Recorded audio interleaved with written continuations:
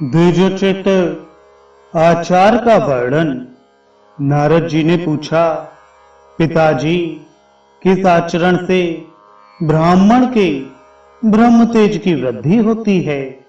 ब्रह्मा जी ने कहा, बेटा, श्रेष्ठ ब्राह्मण को चाहिए कि वह प्रतिदिन कुछ रात रहते ही बिस्तर से उठ जाए और गोविंद, माधव, कृष्ण, हरि, दामोदर, नारायण, जगन्नाथ, वासुदेव, वेद माता सावित्री, अजन्मा, विभु, सरस्वती, महालक्ष्मी, ब्रह्मा, शंकर, शिव, शंभु, ईश्वर, महेश्वर, सूर्य, गणेश, स्कंद, गौरी, भागीरथी और शिवा आदि नामों का कीर्तन करे।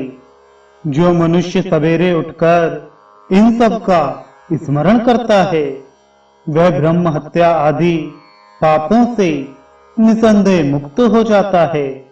तात, एक बार भी इन नामों का उच्चारण करने पर संपूर्ण यज्ञों का तथा लाखों गोदान का फल मिलता है।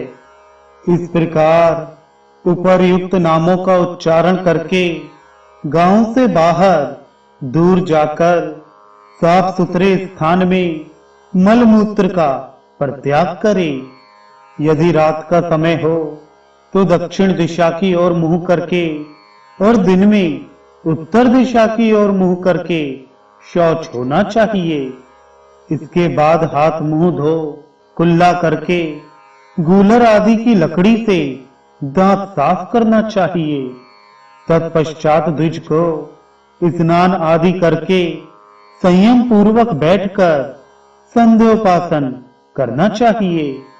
पूर्वाहन काल में रक्तवर्णा गायत्री, मध्याह्न काल में शुक्ल वर्णा सावित्री और सायं काल में श्याम वर्णा सरस्वती का विधि पूर्वक ध्यान करना उचित है। प्रतिदिन के स्नान की विधि इस प्रकार है। अपने ज्ञान के अनुसार यत्न पूर्वक स्नान विधि का पालन करना चाहिए। पहले शरीर को जल से भिगोकर फिर उसमें मिट्टी लगाए। मस्तक, ललाट, नासिका, हृदय, भौं, बाहु, पसली, नाभि, घुटने और दोनों पैरों में मृतिका लगाना उचित है। मनुष्य को शुद्धि की इच्छा से शौच होकर एक बार लिंग में, 3 बार गुदा में, 10 बार बाएं हाथ में तथा पुनः 7 बार दोनों हाथों में मिट्टी लगाना चाहिए। घोड़े, रथ और भगवान श्री विष्णु द्वारा आक्रांत होने वाली मृतिकामयी वसुंधरे, मेरे द्वारा जो दुष्कर्म या पाप हुए हों उन्हें तुम हर लो। इस मंत्र से जो अपने शरीर में मिट्टी का लेप करता है, उसके सब पापों का क्षय होता है तथा वह मनुष्य सर्वथा शुद्ध हो जाता है। तदनंतर विद्वान पुरुष नद, नदी, पोखरा, सरोवर या कुएं पर जाकर वेद मंत्रों के उच्चारण पूर्वक स्नान करे। उसे नदी आदि की जल राशि में प्रवेश करके स्नान करना चाहिए और कुएं पर नहाना हो तो किनारे रहकर घड़े से स्नान करना उचित है। मनुष्य को अपने समस्त पापों का नाश करने के लिए विधिवत स्नान करना चाहिए।